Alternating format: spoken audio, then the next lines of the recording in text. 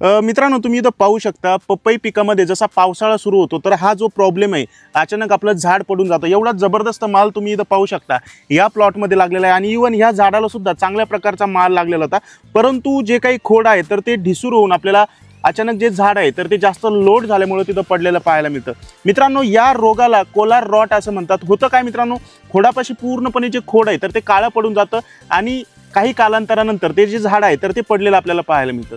मित्रांनो, हा एक बुरशीजन्य रोग आहे. या बुरशीजन्य रोगाचं नियंत्रण करण्यासाठी आपल्याला खोडाला पूर्णपणे धुवून घेणं गरजेचं आहे. एखाद्या चांगल्या बुरशीनाशकानं पूर्ण खोड प्रॉपर त्याच्यावरती एकदम असा जसं आपण बोर्डो पेस्ट लावतो तर त्या पद्धतीनं जो काही एखादा कॉन्टॅक्ट संपर्कजन्य जे बुरशीनाशक असतं त्याच्यासोबतच आंतरप्रवाही जे बुरशीनाशक असतात तर त्यांनी पूर्ण धुवून घ्यायचं आहे. ज्याच्यामध्ये शेतकरी मित्रांनो याच्यावरती उपाययोजना करण्यासाठी प्रति 15 लिटर फवारणी पंपसाठी तुम्ही 50 ग्रॅम रेडोमिल गोल्ड या बुरशीनाशकाचा वापर करू शकता. रेडोमिल गोल्ड सोबत आपल्याला ह्युमॉल गोल्ड वापरायचं आहे, ज्याच्यामध्ये 98% प्युअर स्वरूपातलं ह्युमिक ॲसिड आहे. 50 gram Ridomil gold, 50 gram Humol gold प्रति पंप घेऊन आपल्याला खोडावरती पूर्णपणे जे खोड आहे तर ते धुवून घेणं गरजेचं आहे.